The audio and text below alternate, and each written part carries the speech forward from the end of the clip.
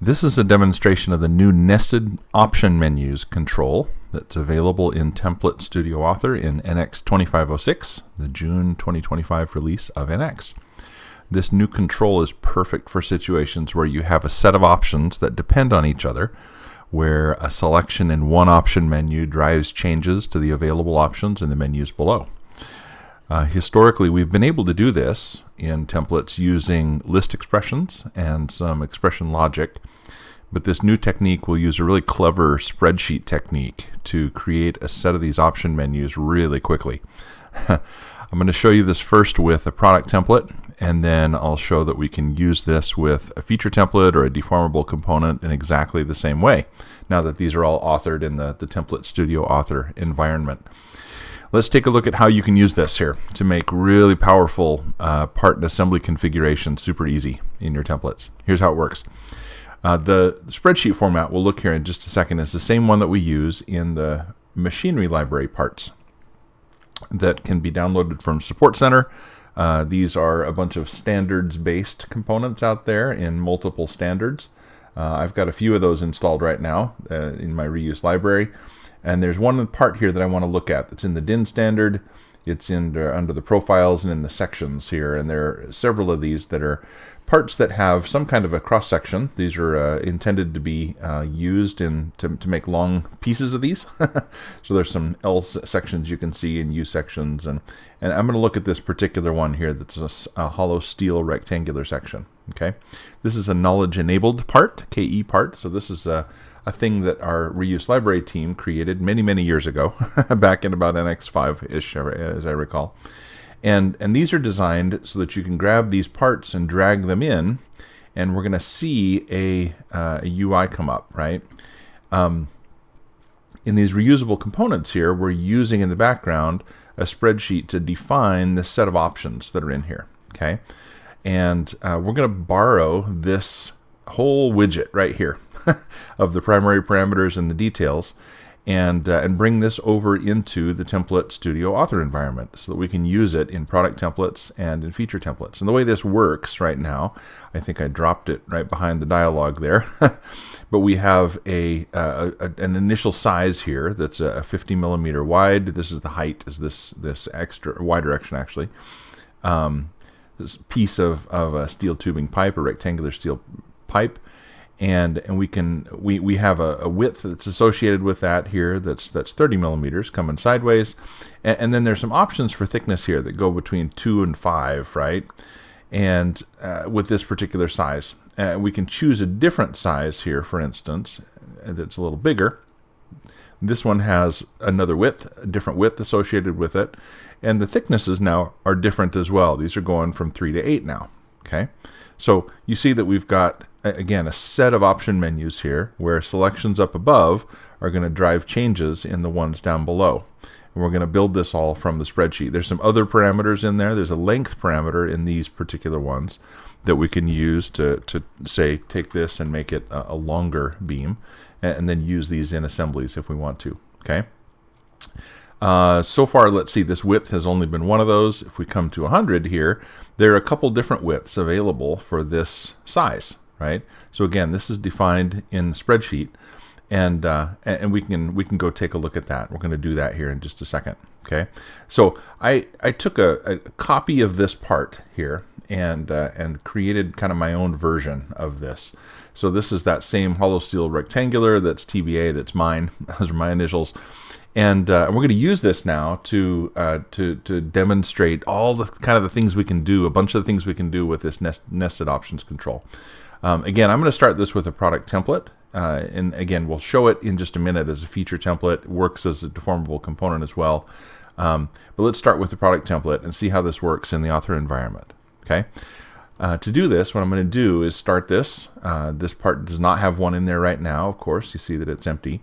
Again, with product templates, we're going to be building a dialog that's going to get wrapped around this part so that we can reuse this part very easily and give it to other people, and they're going to be either within our company or elsewhere, and they're going to be able to pick it up, look at that dialog, and immediately see the things that this part can do. Okay. For this one, again, we're headed toward this nested options control. That's the main thing we're going to do in this part. for the dialog, it doesn't have a name right now. I'm going to go grab that name that we had just a second ago. Let me grab that, hollow steel rectangular tube, and I'll paste that in there. And this is my TBA version here. Of course, changing things in the configure dialog is going to change them in our dialog right here as well. Okay, so let's just grab that nested options control and drop one of those into our dialog. We can drag and drop it in. We can double click it to add it, and that's going to add that to our dialog, right? Nothing's showing up quite yet. As we select that and look at its properties down here, it needs a spreadsheet, okay? And so this spreadsheet, KRX spreadsheet here, this KRX format, again, is the one that we were using have been using for quite a while, for about 20 years in the reuse library for standard components over there. And what we're going to see here is that this is super, super useful inside product templates and feature templates as well. I'm going to go out there and again grab the first one. This one's very similar to the one that is in the reuse library, and we'll see what this does. Okay, so grabbing the spreadsheet here, you'll notice that just by grabbing that spreadsheet, it's going to go and populate the whole dialog here, right? At least this whole control.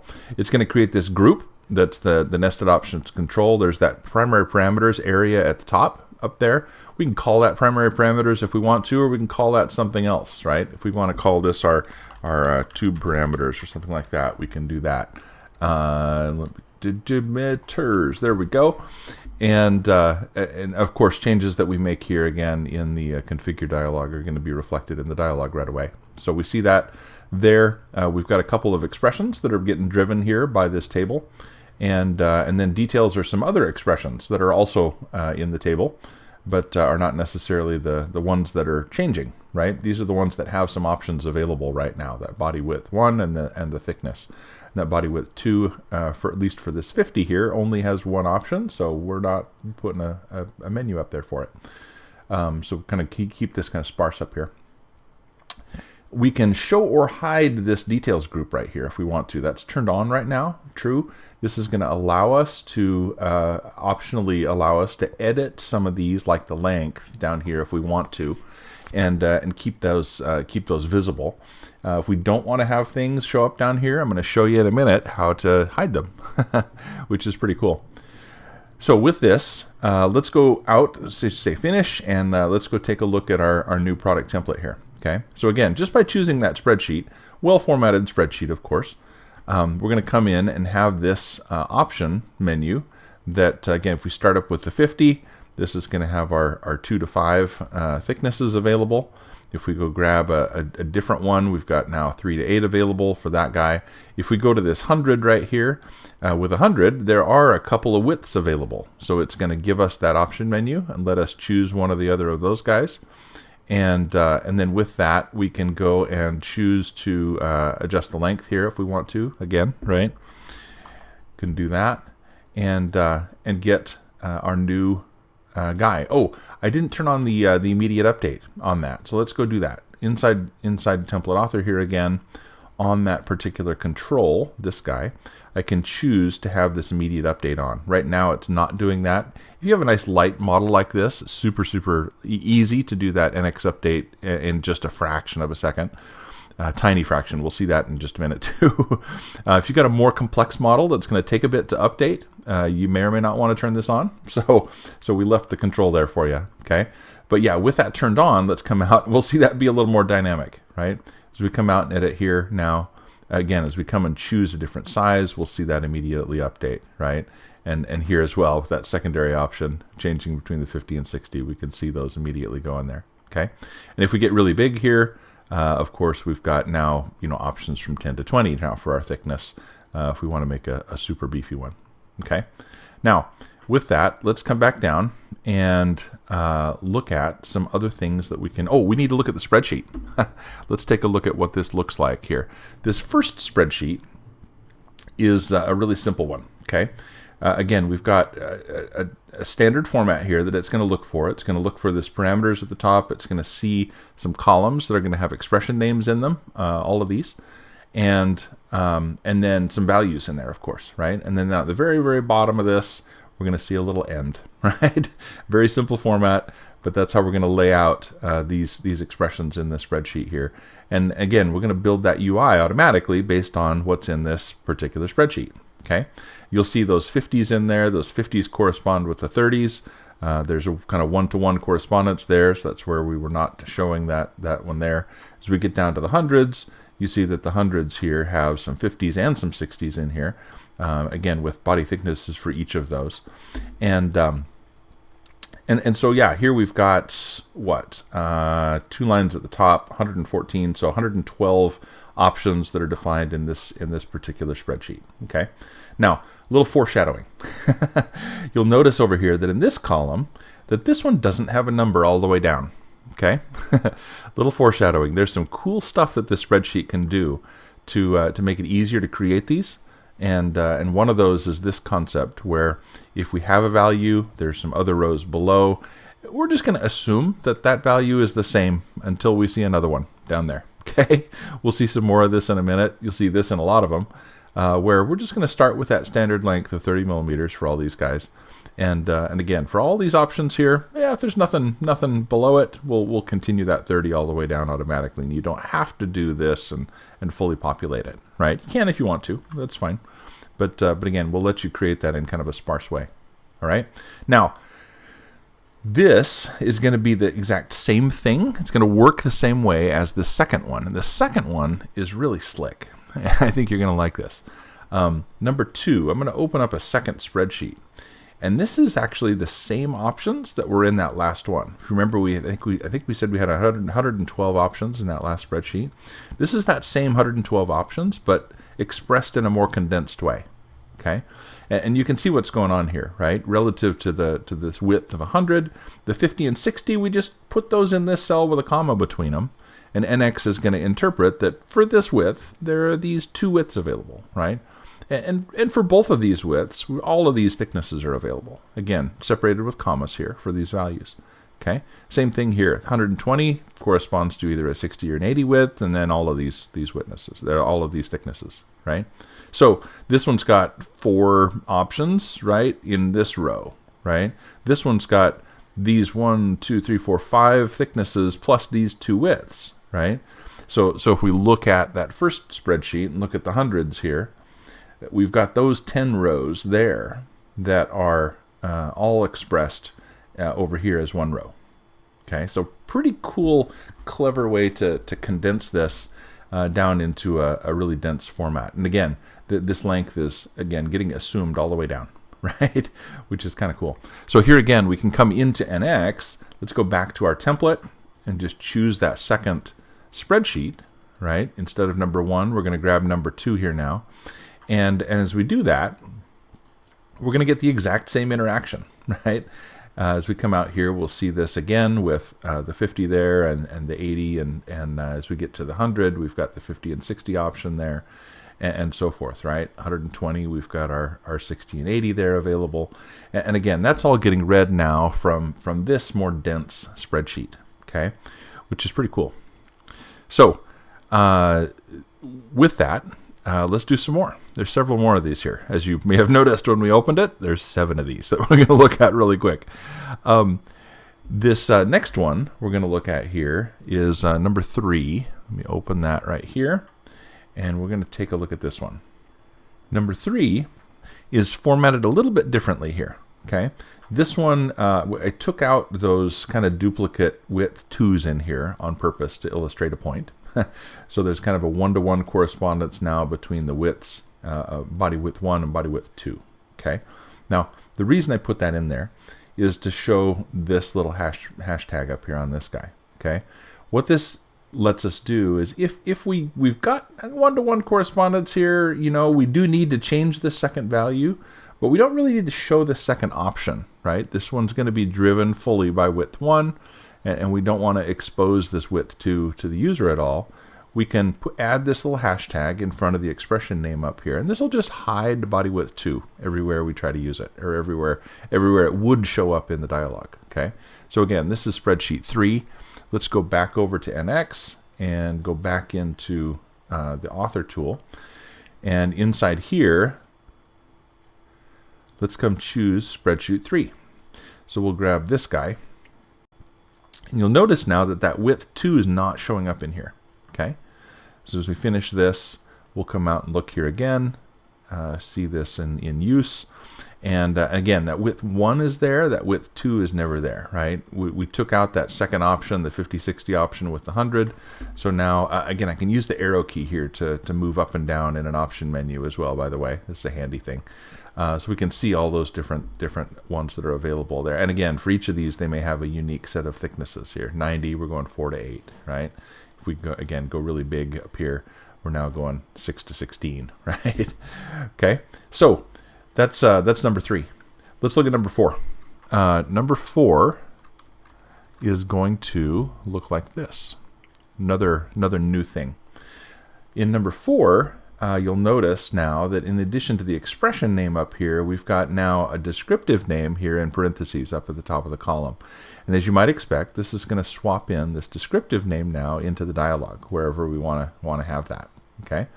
Again, build that whole widget for us automatically. It's going to do that. This similarly has that one-to-one correspondence, so we could hide the second one if we want to, but I'll leave it in for now. Here again, let's go into NX, and let's go into Author, and we're going to grab now our spreadsheet 4, right? And spreadsheet 4 now, we'll notice, shows these strings out here, the descriptive strings for all of these parameters, instead of the expression name. Okay, so again, just a little bit nicer experience for your users. If you named your expressions really well, they've got great names, that's totally great. Okay, but if you want to use this kind of descriptive name, you can do that as well. Okay, so here again, all that same interaction that we're used to before. Okay, good. Now let's look at number 5. Spreadsheet number 5 is going to have one more. I mentioned that we have this sparse length over here. It doesn't have to just be on the right. Okay, this is another way we can do this. This is less dense. This is back to all of the options here. But if you wanted to do this kind of a thing, you can do it as well, right?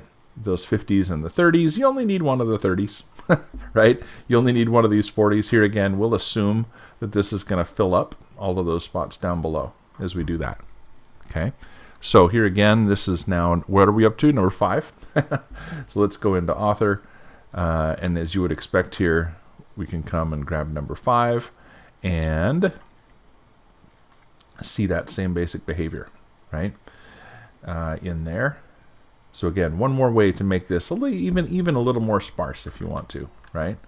This one's got, this one does have multiple options in there, right? We did, if we look back at 5, I forgot we put those back in. In the hundreds here, we've got a set that are 50s and a set that are 60s. And again, we'll get this same kind of interaction that we're used to from before. Okay. All right. Let's do number 6.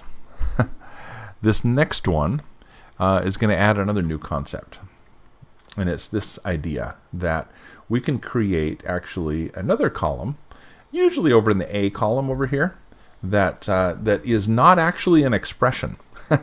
This one is just a name, and this is going to create a new option menu called configuration. We could call this Fred or Pete or whatever we want to, but this name is going to show up on the dialog, and it's going to give us an option menu with a whole bunch of numbers in it, right? And each one of those numbers is going to correspond to one of these guys. So this might be a part number or something like that you choose to put in a first column here, and in your templates. And again, we've got all the options baked into this guy. I think this one has the 50s and the 60s and so forth in there. But again, this is not an expression in this case, right? This is just a column with a name that we're going to use to identify each of these configurations in this. We're calling them configurations in this case. Okay, so let's go look at that. We come into the Author environment here. Again, we'll come in and choose number 6. And just, again, by formatting that spreadsheet nicely and choosing it in there, all that UI is getting built. Okay. Now, This one, we might want to, for instance, this particular part, we probably want the length. But if we're building one where we've got some preset configurations, we don't want anybody to edit any of the options, we can just turn off that other details part, right? And this gets us down to a control here where, for instance, as we come in to interact with this one, we've got just that option now, right? And we can choose any configuration out there, and this is going to be able to update and do its thing. Again, you referencing that name configuration coming from the top of that column out there. And again, we could call this anything we want to, and it will show up in the dialog. And this is going to go and of course use that option menu to go and find the contents of the spreadsheet, look at the right row, and pull out those values for us. Okay. Now, obviously, those are don't want to do that. There we go. Obviously, these are less useful, right? These particular numbers over here. And so, as you might expect, number 7 here, our last one, is going to take this configuration context concept and let us just stick in a string in here. Okay. Now, you'll notice that in Excel here, just for fun, I'm using a concatenate function in Excel here to come out and say, for instance, for this guy, come out and grab B3, which is this cell, B3, and concatenate that with an X and a space, a couple spaces, and then cell C3, which is this 30, and then a couple spaces and an X, and then D3, which is that thickness out there, and then append the word tube on the end of it, right? So that's going to create this string that's in this column here. I didn't have to type all these out, right? I'm just using Excel to do that, and that, of course, is saved in that Excel file. So I can do that kind of a thing if I want to come up with a useful name for each of these guys. And again, this is going to create our column called configuration. We could just so we show it, we could change this to tube choice or something like that. That's silly, and we'll save this part. We do need to save the spreadsheet so we can read it from disk. But here again, let's come back to NX and go into author, and we're going to choose spreadsheet 7 here, the last one now this time. As we do that of course is going to pick that up, build, and we see our tube choice showing up out there now. Okay, so if we come out to run this guy, we'll come out to edit reusable component. This again is going to come and let us choose one of those by name, right? Get the dimensions out there. It's setting that up. Again, that name is coming directly from how I formed it in the spreadsheet. You can type in your own names, call these small, medium, large, or whatever you want to, and use that kind of an interaction as well. Okay, without creating an expression for that, right? That string is just getting read from the spreadsheet directly. All right, now this has all been doing this with a part, right? This is configuring this particular part. One thing that's a little teaser for the future, right, is the ability to change this part name out there now based on what we're going to do with that name. So that name that we're using there from the tube choice, right, being able to reflect that here into the component name or into a feature name is a thing that's on our radar. We're thinking about that and working on doing that here in the near future. So keep an eye out for that. All right. I'm going to reopen this part here. We've done this one so far as a product template. I'm going to do a different version of this as a feature template. And let's take a look at how that would look. Okay. So here again, I'm going to close and reopen all the modified parts, which is that one. And we've got that guy back open now. Now, instead of doing this as a product template, again, product template is going to wrap that UI around the entire part. So when we drag and drop that from the reuse library, we'll add a new component to our assembly. If we want to do this instead, where it's going to create this geometry as features, right? As a feature in our part, we can use feature template author here. And again, this is going to create something, it's really the successor to the user-defined feature in NX, the UDF. And again, this is going to create a little package that will not add a component, but rather just add the geometry and a feature to our model. Okay. Now, to do that, we're going to select some features from this part to do that. So as we come into this author tool, we've got a couple more buttons up here to select features, expressions, PMI, and other geometry, and things that we may want to include in this template, this feature template. Okay, In this case here, we're going to go in and select the second CSys down to the bottom here to be the 3 features that are in our sketch. Okay. Now, this is a really useful technique. And I didn't do this in this part, actually. There was the original author of these back in NX5 did this because he knew what he was doing. But there's an original CSys, or the origin CSys here, that's a fixed CSys, of course, at 000 in the global coordinate system for the part. There's an offset CSys in here that's set up here on purpose as a child of this origin CSys. Okay, it's positioned sitting right on top of that origin CSys. It's set right now with offsets of 0 in X, Y, and Z, and rotations of 0 in X, Y, and Z. But if we edit that offset CSys, we can go and change all those values if we want to. Okay, I'm not going to do that in this case. I'm just going to leave it there. But what this is going to do in a feature template is give us a selector in the feature template that's going to look for its parent automatically. Okay, just by adding these to our feature template, it's going to see, oh, this offset CSys is dependent on a parent CSys, and so if I'm not including the parent, then I need to select a parent to know where this thing is going to go. Okay, so I'm going to use that offset CSys to do positioning, and this is a really, really robust technique for doing feature templates, because we can build sketches and things off of those, and as long as everything is dependent on the directions and orientation of that offset CSys, then it's super, super robust in positioning wise as we reorient it maybe in new directions in our model. Okay, so with that, I'm going to again select those 3. That's going to show us now that we've got, again, that offset coordinate system, the sketch and extrude as we would expect in there. It's all automatically brought in all the expressions related to those. So actually relative to that CSys, you'll see there's the XYZ offsets and IJK or XYZ rotations as well. If we want to put those in our dialog, we can, but I'm not going to. We're going to expect that we'll just select the CSys to position this guy. And then, of course, the extrude parameters and so forth are available there as well. Okay, and again, we can add these to our dialog just like we do with product templates if we want to. Now, as I mentioned, this datum CSys right here has a parent. Right, and it knows that it needs to select a parent coordinate system out there. And so if we go to configure our user interface here, it's going to automatically give us the parent selector in our dialog, right? So for that datum coordinate 14, that's this guy in our model, it's told us we need a parent datum CSys here to position this guy. Again, super robust technique for positioning feature templates out there. Now, we can rename anything in here, right? That collapsible group there, we can rename this and call this like positioning if we want to, right? Like so.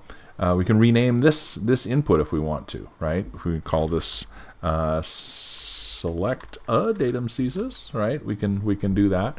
Now, of course, the big thing we're talking about here is that nested options control. Okay, so here again, we're going to grab that nested options control. This of course is referring to expressions that are already in this model. There's already a body width 1, body width 2, right? A length. I didn't mention that before, but yeah, this is looking for expressions that are already in the model, of course, right? If they're not in the model, it'll let you know, and that's fine. But we'll grab this guy, and again, we can either drag and drop that in, or we can double click it here, and it'll add it to the bottom of the list. Nothing's showing up yet. We haven't picked a spreadsheet, right? But this works exactly the same way. We can come in, choose that spreadsheet, and grab any one of those interesting ones. Let's grab 5. What was 5? 5 was the sparse second column. Oh, this guy is 4 is the one with the names. That's kind of a cool one. So again, here in the feature template now, we've got those descriptive names that are showing up. And in this case, again, because it's a feature template, we've got this additional positioning control. It's going to let us choose a datum CSys somewhere in our model and then build this section as long as we choose to put it in there, this cut length, in the orientation that we select based on another CSys there. Okay. Again, yeah, super easy to do this. We can give this a name, give this a location, and so forth, and this will write this out to disk. Okay, and stick it in the reuse library where we can reuse it. So Again, this is the feature template version of this. Okay, exact same control, exact same spreadsheet spreadsheet to set that up. This can be straight from the operating system here. We can do this embedded in the part if we want to, right? Use the embed manager up here to embed that spreadsheet in the part, and then refer to it from there. And yeah, again, I made a little slide here for reference that shows some of those options out there, right? That star out there we can use to oh yeah, these are soft locking and hard locking parameters out there, and the details if we want to. The hashtag is the one we saw there before, the pound sign here to hide a particular expression so it doesn't show up out there. The optional descriptive name in parentheses, like we just barely saw, that one's out there, right? That's gonna change the title of the widget out there in the dialog. And then again, we have that option to create that new parameter column out there, name it whatever we want to, and use that to control an option as well. Okay, so good. Hopefully you find that useful. Again, really powerful thing that we can use here now. Again, not just with, let me exit here. Yes, let's discard the changes, not just with product templates, but with feature templates and with deformable parts as well. Okay, all three of these, again, in that template studio author environment, can use this new nested options control. So, hope you find that useful.